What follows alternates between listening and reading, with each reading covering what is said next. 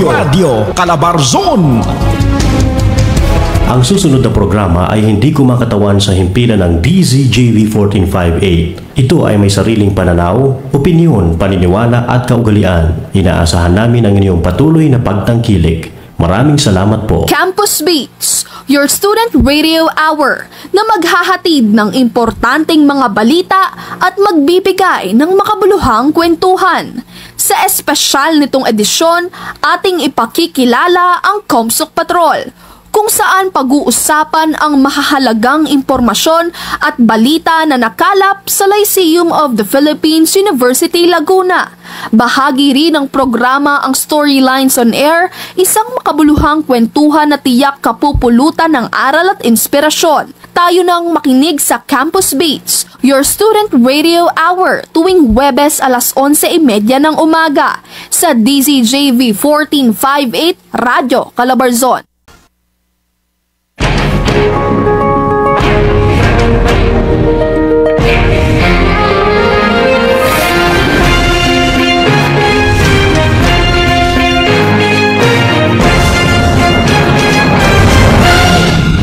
Magandang araw Calabarzon, magandang araw bayan ng Calamba, Laguna.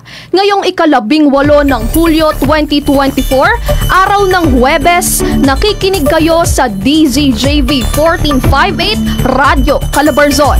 Ito ang Campus Beats, your student radio hour. Makakasama nyo kami tuwing Huwebes, alas 11:30 ng umaga.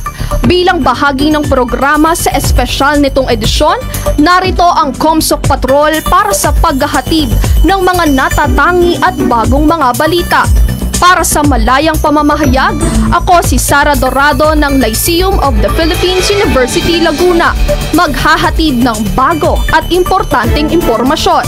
Ito ang Comsoc Patrol. Para sa LPU News, para sa detalye ng balita, ito ang mga nakalap na balita sa LPU Laguna ngayong linggo. Para sa malayang pamamahayag, para sa mga nagraratsyadang mga balita.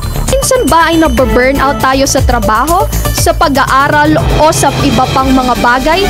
Ito, from burnout to bounce back. Yan naman ang tema ng Alumni Talks ng BS Psychology Program ng LPU Laguna. Para sa Comsoc Patrol, Alessandra Katubig, ibalita mo.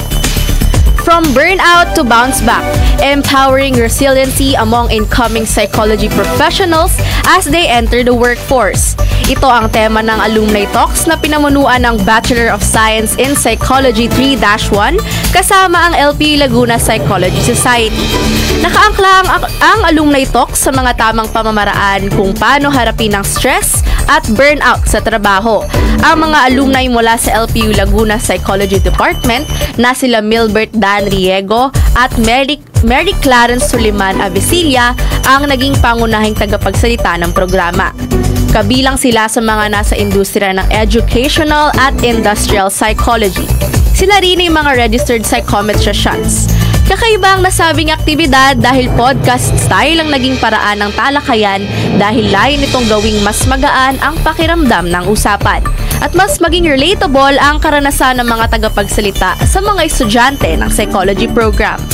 Ayon kay Lea Tolentino, isa sa mga namuno at nakilahok sa Alumni Talk, natutunan niyang maaaring magdulot ng burnout sa sarili kapag patuloy na dinala ang bigat at problema ng pasyente sa labas ng trabaho. Kaya mahalagang mahiwalay ang personal na buhay sa trabahong klinikal. Makatutulong ang programang ito upang mahasa at ihanda ang mga bagong industry professionals ng psychology program. Alessandra Katubig para sa Comsoc Patrol. Entrepreneurship Summit ng College of Engineering and Computer Studies matagumpay na idinaos. Pagbabudget, pag-iipon at pagtatayo ng sariling negosyo, yan ang binigyang diin sa ginanap na aktibidad. Para sa iba pang detalye, narito si Alessandra Katubig. Karunungang pang-pinansyal, pag-iipon, pagbabudget, pag-i-invest at pagtatayo ng sariling negosyo.